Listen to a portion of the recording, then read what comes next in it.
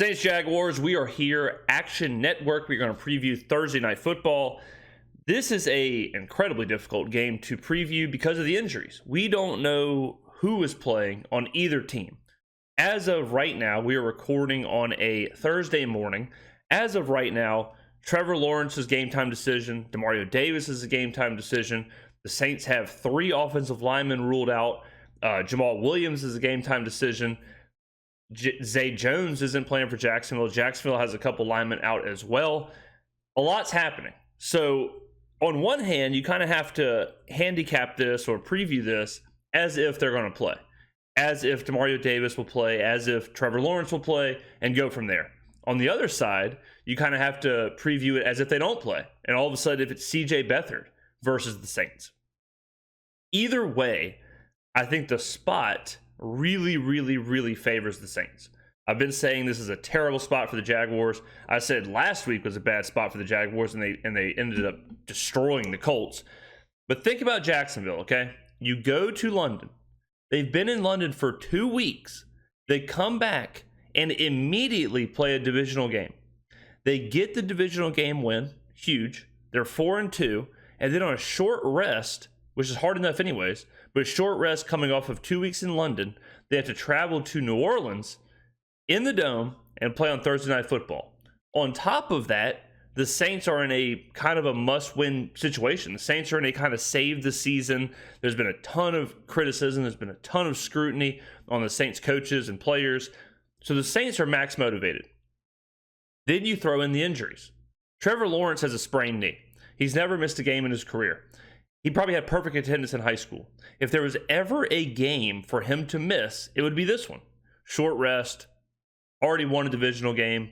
You're 4-2. You really don't need this game. You certainly, I mean, you want to win it, but it's more important to win your divisional games and win other games coming up on the schedule. So this is a great spot for him to sit. As of right now, word on the street is he's going to play. But I'll tell you this. I don't think he's playing. I have read the tea leaves. I've done the research. I don't think he's going to play. I think up until the game, you're going to hear he'll give it a go. He'll see how it feels in warm-ups. And then right before the game, I don't think he's going to play.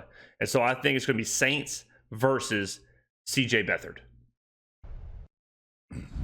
Jacksonville at New Orleans. Dude, Simon, this line, I know we can't put it in the contest, but has just fucking steamed like a... Okay, Chad, first of all, the Family Channel, my guy, why don't we just try and reel back? We don't have to talk like a longshoreman. Train from the 1860s racing across the country. It opened at New Orleans plus 1.5. What did we say on Sunday night, Simon?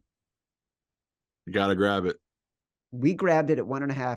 While we were talking on the show, it started moving.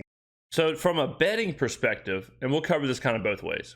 From a betting perspective, plus 1.5, if you're looking at that on Sunday night, you do have to grab it because it's kind of a free roll. If Lawrence plays at 60%, 70%, you still are okay with Saints plus 1.5 at home in the situational spot.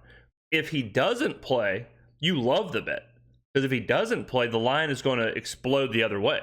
The Saints are going to be 2.5 to 3-point favorites. It's moved 4.5 points. I want to get your take on what you're hearing, even in the first, 48, 64 hours since we had the show. As far as the line movement, early in the week, it sounded like Lawrence would not play. So the Saints shot up to -2.5, -3, somewhere in there. Then Lawrence practiced. He was limited, but he still practiced. And he said he was confident he would play. So all week, that has moved the line now to where it is, where I believe the Saints are sitting at -1. There's still speculation that Lawrence isn't going to play. So it's holding kind of tight at -1. We'll see what happens today. Like I said, I believe he's not going to play. I don't think he's going to play, but the second it's announced he won't, watch the line. It's going to explode the other way. I do want to say, to me, I felt like this would be a luck rankings game on both sides. The Saints, who we had against the Texans, I went into the numbers. They had 120 more yards, 18 more plays, 5.5 yards per play versus 5 for the Texans, more time of possession, but they had more turnovers, more penalties, and missed 2 field goals. The Jags, meanwhile, had only 233 yards against the Colts, about 120 yards less, and 3.8 yards per play. Colts had something like 4 turnovers in the game. So we were on it from the beginning.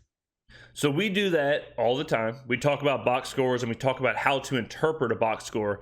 We talk about fake box scores and why results are very misleading. And the Jacksonville is a good example. If you look at just the score, you say, man, Jacksonville was amazing. They scored 31 points. They dominated the Colts. Jacksonville's sweet. Then you look at the box score, and like Chad just laid out, it's like, man, they didn't do really anything. And you look at, Indianapolis turned the ball over. This is what happened.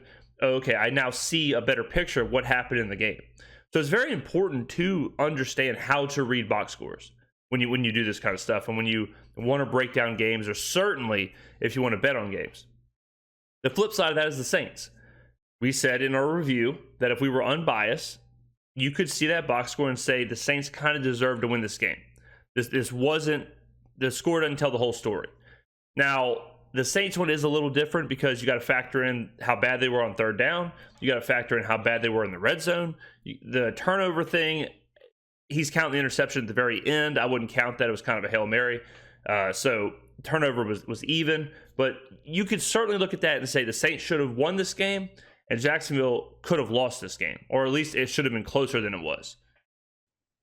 Yeah, an easy spot too, where it's a short week. The Jaguars had won 3 in a row at this point, right? They won the 2 London games and won this last game at home, and you're just waiting for them out of a letdown spot. And got a little luckier that I got a good number.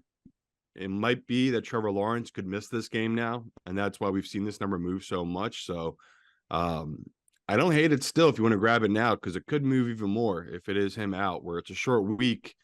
You have a backup QB playing, so that means this backup QB might have one day of walkthroughs before they head to New Orleans. Like, it's just a really bad spot to have to play your backup. So yeah, like love the Saints. If it was gonna be Trevor Lawrence, this was a good spot for their defense. Now, yeah, I love it even more. So it's too bad we can't play in the contest. If Trevor Lawrence is out, say what you want about the Saints team. At the end of the day, it's not their defense's fault they haven't been winning. It's really on Derek Carr. So that's the truth. All right, so if you look at just the teams, Jacksonville is somewhere around 20th, I think, offensively. So offensively, they're not great. We know the Saints' defense is really good. Now, that is a huge caveat is if Demario Davis plays. If Demario Davis doesn't play, that's a huge game changer on that defense. Everything from play calling, everything to organization, everything to just how good he is, the leader on the defense, he makes everything go. So it can't be understated how important he is to that defense. The Jaguars defensively, I think you give up they're top 5 in run defense. So the Saints are going to have to beat them through the air. And the Saints having 3 offensive linemen out is a huge problem too, because the offensive line is already ass. But now the Saints are going to have to try and survive with, I don't even know who's going to be on the offensive line. I have no clue. I might be out there. Before the game, I might go into the dome and they may say, oh, come down here, sir. You have pads and a helmet waiting for you. And I might have to play left guard. I mean, the offensive line has already been problematic. And now we have 3 linemen out. What are we going to do here? So a lot of question marks as far as the personnel. When you hear Jacksonville is top 5 in run defense, and then you hear the Saints are going to be out 3 offensive linemen, it's hard to imagine the Saints run the ball at all. I mean, for any success. So it's going to be Derek Carr. Can this Saints offense through the air beat Jacksonville? That's going to be it. I would guess this is going to be an incredibly low-scoring game because of the personnel out, because Lawrence could be limited or not play, because the Saints won't be able to run the ball, because the Saints can't score anyways, because the Saints have held opponents under 20 points for 15 of the last 16 games. So it's going to be a dogfight. It's going to be low-scoring. It's going to be a lot of punts. It's going to be I would guess somewhere in the neighborhood of 17 to like 20 to 10, somewhere in there, 20 to 13, 17, 13, 17, 14, somewhere in there. And I think the Saints win this game. I think the Saints win this game because, like I said, I think CJ Beathard's going to be playing for the Jacksonville Jaguars. And if the Saints can't beat CJ Beathard at home with the season's on the line, we might as well just go ahead and pack this up. We might as well go ahead and just look into next year. Looking at this matchup, it was going to be a nice game for them. The Saints at home here against a Jaguars team that just the whole public was going to be buying. So to me, I thought me and you were going to get a really good number on this because the public was going to come in so heavy on this Jaguars team. Got lucky, like Chad said. We got ahead of it. The line kept moving. I kept betting it. And then when I saw it, I think it got up to -2. Yeah, 2.5 I saw 2.5. So that would have been like 3 a.m. Hawaii time, which I guess is 9 a.m. Eastern. And that's when I saw some news trickle out that, okay, Trevor Lawrence might miss this game. Like Schefter put another tweet out. Then you saw it go right to -3. So the books, they don't know what's going to happen yet. No one really has any info yet. That's why they just have that -3 up there right now because that's a nice in-between hedge. If he is out, maybe this will go up to -4, -4.5. But I think the books are already kind of showing us what they think is going to happen. They don't think Trevor's going to play. See, this is the difference between you and me, right? Is I'm going to bet this on Sunday night at +1.5. And then after the show, we record it. I'm going to go to bed. I'm going to get up on Monday morning, right? I'm going to get up. I'm going to exercise. I'm going to have an espresso. I'm going to have a 9 a.m. call with our overlords in Copenhagen. I'm going to have a 9:30 call with the guys who run our commercial operations, meaning they're the ones who make all the money and, manage our relationship with our wonderful sponsors at Bet3. I feel like I'm listening to Bobby Hebert. What the hell is this guy talking about? We're in a 40-second day in the life video. We're in a vlog of Chad Millman's day. 6-5.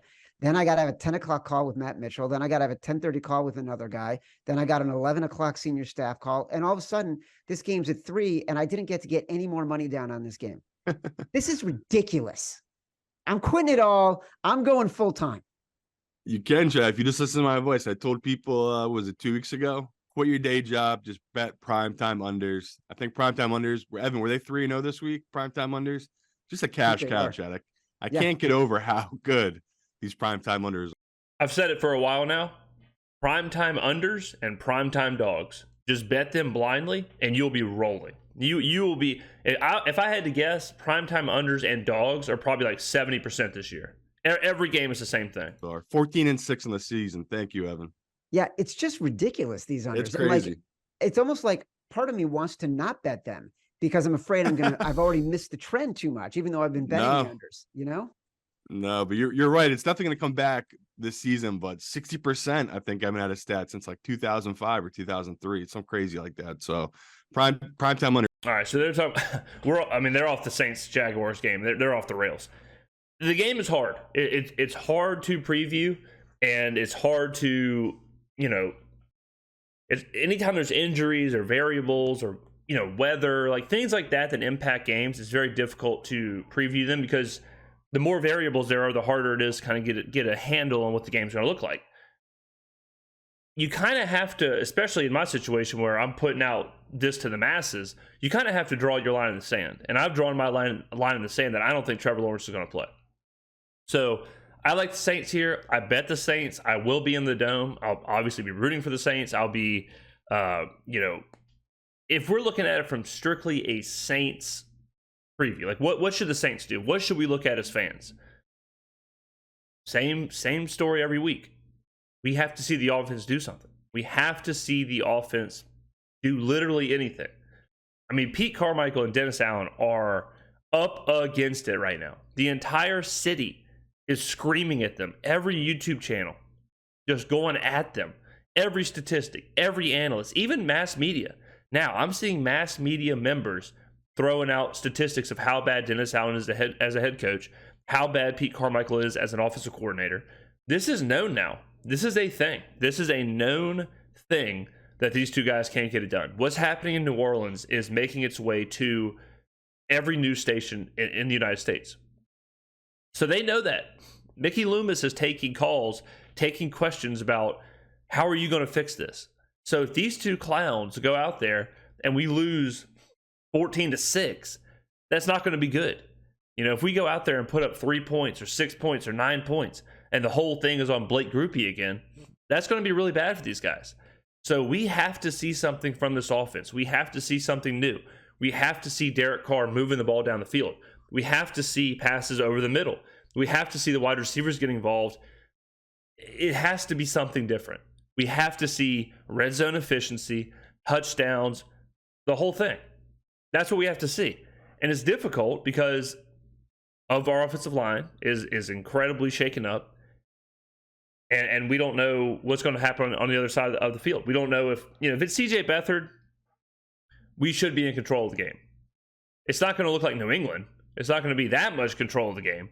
But if it's Beathard, I just can't see him on 2 days of practice, maybe not even, moving the ball against the Saints defense.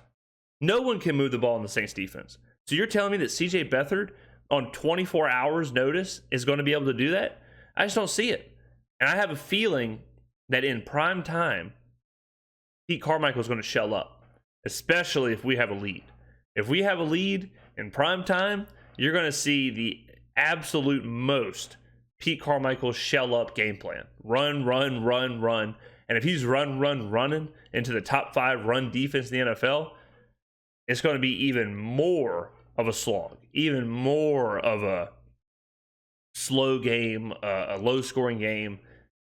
So I don't know. I mean, right now, like I said, I'm thinking 17-10, 17-13, 20, somewhere in there, 20-13, 20-12, like those kind of scores. You're going to see a lot of field goals. You're going to see a lot of punts. You're going to see a lot of defensive stands. You're going to see a lot of bad football, I think, tonight. But I think the Saints get the win. I think the Saints get the win. And if they don't get the win, I don't think Pete Carmichael is the offensive coordinator this time next week. I think if we do not win this game, I think he will not be calling plays anymore. There's no way. You can't keep doing this, especially in prime time. You can hide a game when it's noon on Fox and the rest of the country is watching something else. But tonight, the world will be watching. So we'll see what the Saints do. I'm predicting Saints get the win in an ugly, disgusting, no good, rotten game. But at least we'll get the win. Let me know in the comments below what's your prediction, what's your score prediction. What do you think is going to happen? Will Trevor Lawrence play? Don't look at me like that, Chad Millman. My goodness. Let me know. Thank you for watching. I will see you in the next video.